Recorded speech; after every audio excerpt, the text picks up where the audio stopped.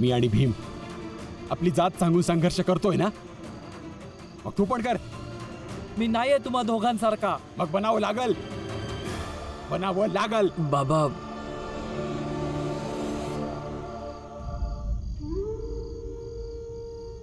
आनंद, योग्य केलंय तू. जात सांगून तुझ्या बाबाने आणि तुझ्या भावानं कुठला तीर नाही मारलाय जे तुला जात सांगायला बोलतायत.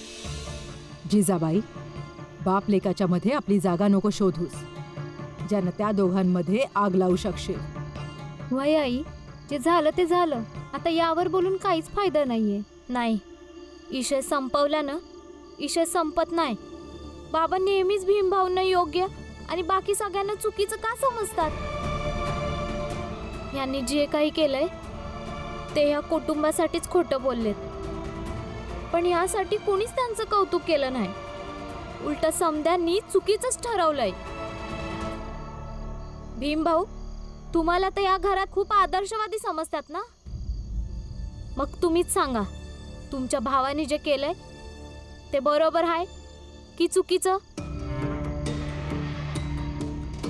लक्ष्मी, इशय इथे संपव, पुढे वाढू नकोस. नाही आत्या, कळू देत ना की भीमभाऊ काय विचार करतात, कारण या घरात तर याच गोष्टीनं फरक पडतो की भीमभाऊंना काय वाटतं. सांगा ना भीमभाऊ. तो काय बोलल आता? तो जे पण बोलल ते योग्यच बोलल. त्याच्यासाठी तर अजून सोपं झालंय हे सगळं. बहिणीची चैन गहाण ठेवून वह्या पुस्तकं खरेदी केलं, त्याचं कर्ज फेडणार आता बाबा आणि भाऊ. चुकीचं केलंय.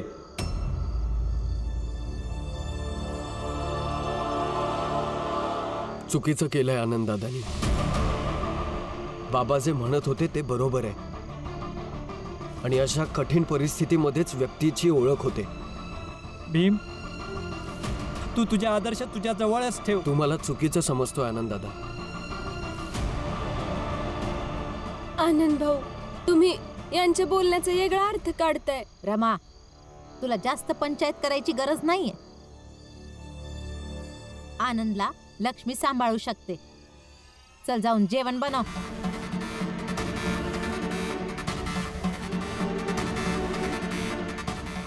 मध्ये मध्ये बोलायची गरज असते हिला.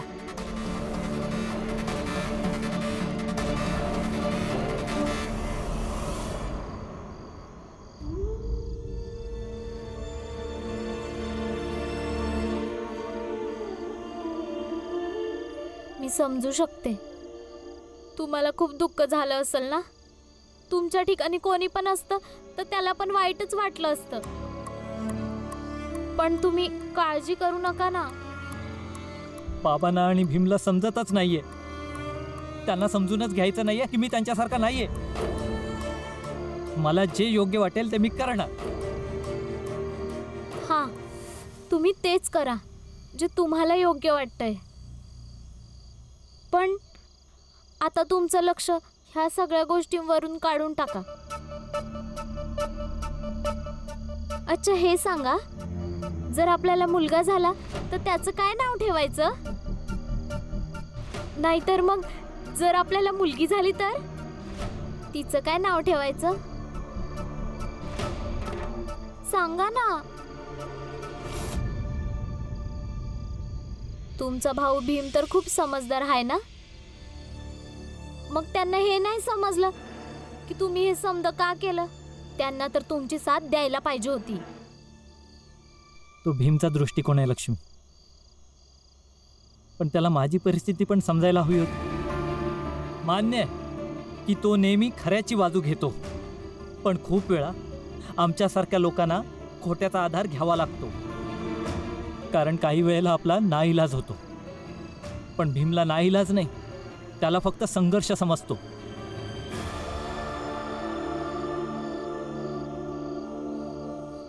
रामजी, मला असं वाटतं मी इथे येऊन खूप मोठी चूक केली आहे. बघ माझ्यामुळे किती मोठा तमाशा झाला. मंगेश, तू चिंता नका करूस. असे तमाशे ना इथं रोजच होत असत्या. आणि जिजाबाईला आजपर्यंत काही चांगलं वाटलंय का जे आज वाटल? या घरात सगळे आता मनमानी करायला लागलेत. ज्याच्या मनात जे येईल ते करतोय. करा, मला त्याची शिकाय. आणि हो, तुम्ही दोघं इथंच राहणार. कुणी काही बोलून दाखवा, बस खूप झालं.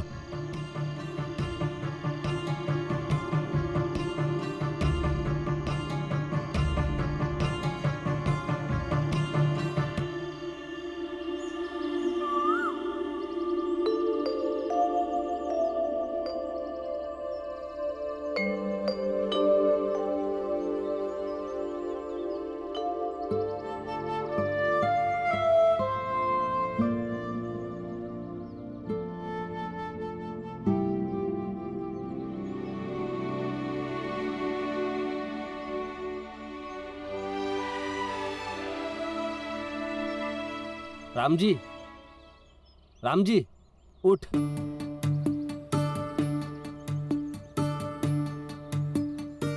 ऐक,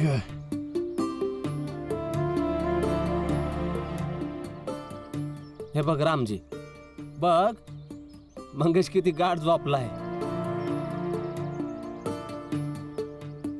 याला पाहून जुनं दिस आठवलं बघ, जेव्हा साताऱ्यामध्ये याने आपल्या लोकांची झोप उडवली होती. आणि झोप उडवण्यात सगळ्यात जास्त पुढं हाच असायचा. आणि आज बघ स्वतः किती आरामात झोपतोय, ते पण आपल्याच घरात.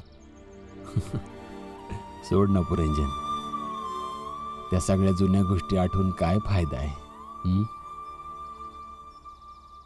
पुरंजन, रामजीकडून काहीतरी शिक.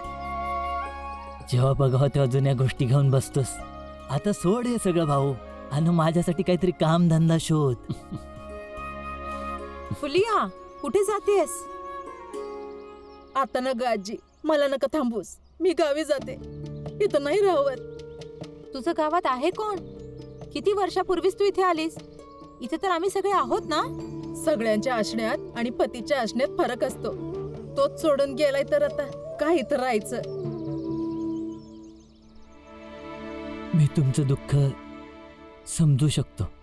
जेव्हा स्वतःचा जोडीदार सोडून जातो तेव्हा आयुष्य जगणं खूप मुश्किल होतं.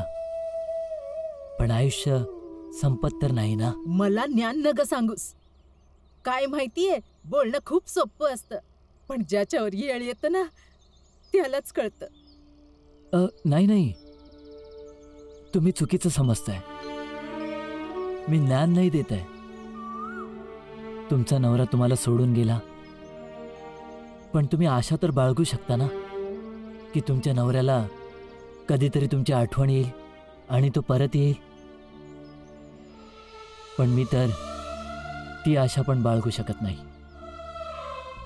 माझी बायको वारली आहे, मला कायमचं एकटं सोडून गेली. पण तरी मी पुढच्या आयुष्याविषयी विचार करतोय ना. रामजी आणि त्यांचं कुटुंब मला मदत करतायत. हे लोक तुमची पण मदत करतील. पण जर तुम्ही निराश, हताश झालात तर कसं होईल? या तोडून टाका हे सामान आणि चाळ वगैरे सगळं काय तोडून टाका. फेकून द्या ते सगळं तिकडे. उचला आणि फेकून द्या. फेकून द्या हे सगळं.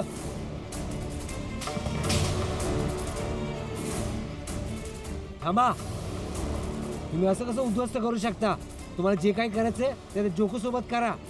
आम्ही तुम्हाला काही करू देणार नाही. त्या जोखूने माझ्या घरातली इज्जत घालवली आहे. सगळं काय उद्ध्वस्त करून टाकलंय. हटवा हे सगळं. हे बघा, आम्ही समजू शकतोय की तुमच्यासोबत जे झालंय ते योग्य नाही झालंय, पण ह्याच्यामध्ये चाळीतल्यांची काय चूक आहे? चूक ही आहे की तुम्ही सगळे खालच्या जातीतले आहात आणि तुमच्या लोकांचे विचार पण छोटे आहेत. लोभी आहात सगळेच्या सगळे.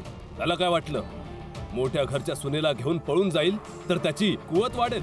होऊ शकतं त्याने आपली निराशा संपवायला हे सगळं केलं असेल. तुम्ही सगळे एकसारखेच आहात. मी माझा हिशेब तुम्हा सगळ्यांकडून घेणारच. वाणी आहे मी, वाणी, समजला?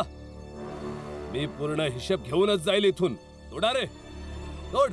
हे थांबा.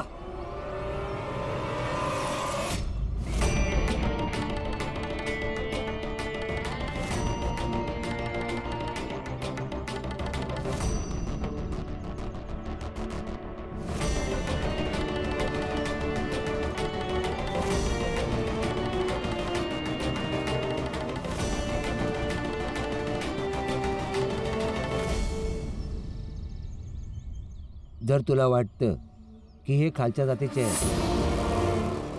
तर मी पंडित आहे. तुझ्यापेक्षा कितीतरी उच्च जात आहे माझी, आणि माझ्या नजरेत तू अपराधी आहेस. हे असं कसं काय बोलता तुम्ही? पंडितला प्रश्न विचारतोस मूर्ख? ईश्वराची भीती नाही वाटत तुला? ईश्वराचा प्रतिनिधी आहे मी, आणि ज्याच्या सोबत मी उभा राहीन तो योग्यच असतो. क्षमा करा, चूक झाली. आम्ही तुमच्याशी अशा पद्धतीने बोललो, पण आता आम्ही काय करू? हे खालच्या जातीतले लोक काठीची भाषा समजतात. आम्हाला पण काठी चालवता येते.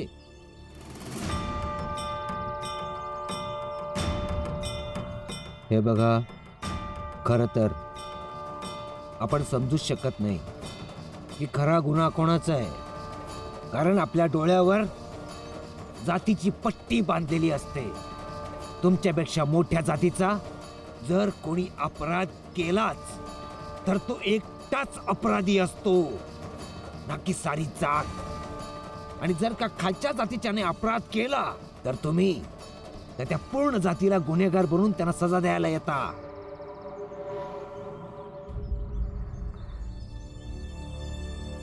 हे बघा, आम्हालाही वाईट वाटतंय. तुमच्यासोबत जे झालंय ते नव्हतं व्हायला पाहिजे. पण मी आधीही सांगितलंय आणि आत्ताही सांगतोय की जोखू काकाबद्दल काहीही समजलं तरी आम्ही स्वतः येऊन सांगू तुम्हाला. आणि धमकी नका देऊ. आम्ही खालच्या जातीचे असलो म्हणून काय झालं? आम्ही काय करू शकत नाही? आणि ऐक रे, मी पंडित आहे म्हणून तुला समजावतोय, हे पाप नको करूस. क्षमा करा, चूक झाली आमची. चला.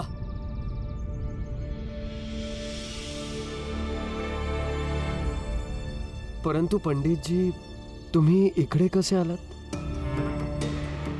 हो पंडितजी, तुम्ही जाणार होते ना, मग अचानक इथे?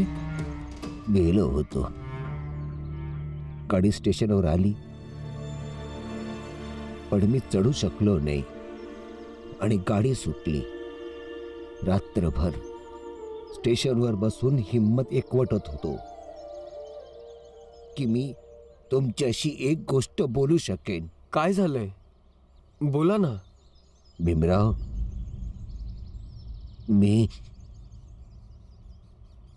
मी पण तुमच्या घरचं अन्न खाल्लंय.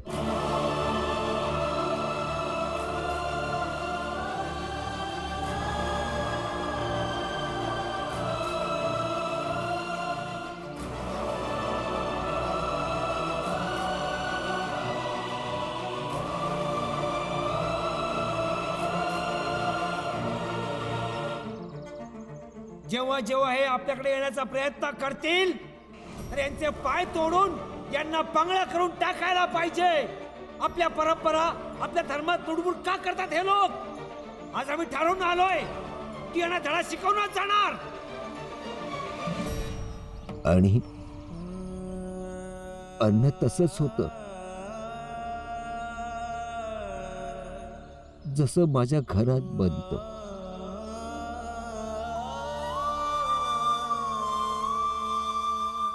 माझा सारा भ्रम तुटला की मी मोठ्या जातीचा आहे आणि तुम्ही लोक खालच्या जातीचे.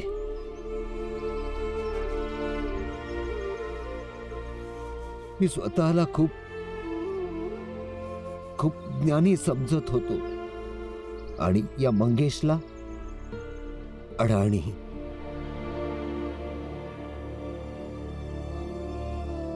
पण याच अडाणी मंगेशने माझे डोळे उघडले. याला माझ्यापेक्षा खूप आधीच समजलं की छोटी मोठी जात काही नसतं, फक्त माणुसकी हीच एक जात असते.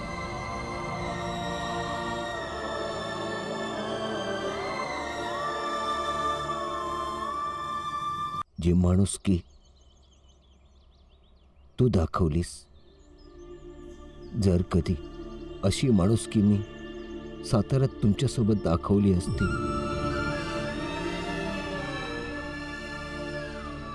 रामजी, भीमराव, मी साताऱ्यात तुम्हाला खूप दुःख दिलं, खूप अपराध केला तुमच्यासोबत, खूप अत्याचार केले, खूप त्रास दिला तुमच्या परिवाराला. जमलं तर मला माफ करा. मी आपल्या केलेल्या अपराधांची आपली क्षमा मागतो.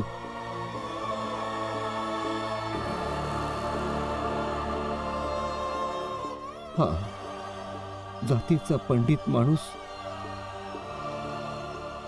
तुम्हा सगळ्यांना हृदयापासून स्वीकारतो.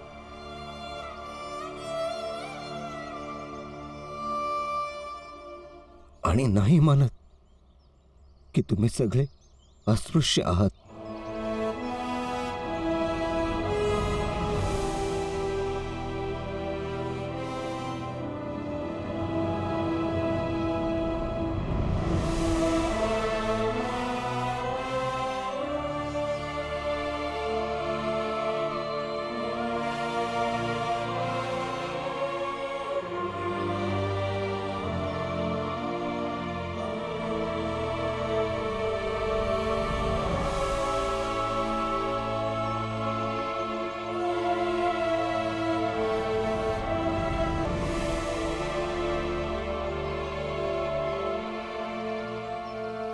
झूठे को झूठा मिले, दूना बंधे सने,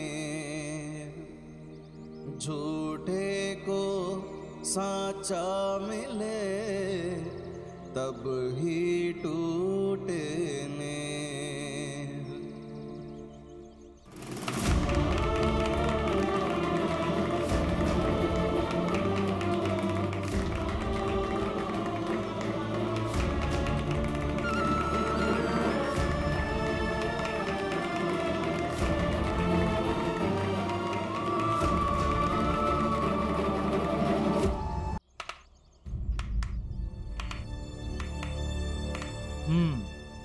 पंडितजी, इतका चांगला वाटायला लागला भीम तुम्हाला? जर तुमचं एवढंच प्रेम होतं चाललेलं आहे तर मग मदत करा या गरीबाची. आणि तसं पण माझ्या सासऱ्यांनी आणि भीमनी जेव्हा तुमची मुलगी आजारी होती तेव्हा इलाजासाठी पैसे दिले होते ना, मदत केली होती ना. बस मग आता तुम्ही पण भीमच्या बहिणीचं घर उद्ध्वस्त होण्यापासून वाचवा. मग काय, मी पण मंजुळाला घेऊन इथून निघून जाईन. जावई बापू, कुठली पण गोष्ट कुठे जोडू नका. तुम्हाला जी वेळ दिलेली आहे त्या वेळेत आम्ही काही ना काही करून देऊ. काय करणार सासरे बुवा? एवढे दिवस झाले काय केलं का तुम्ही? दिसल तेव्हा ना तुला. आजपर्यंत ऐकत आलोय की भीमने साताऱ्यात हे केलं ते केलंय, पण आज बघितलं बी. आणि हो, जे जे इथे आहेत त्यांनी बघा, ऐका आणि मानून घ्या की भीम साधारण नाहीये. तो खास आहे, नायक आहे आणि परिवर्तनाचा नेता आहे.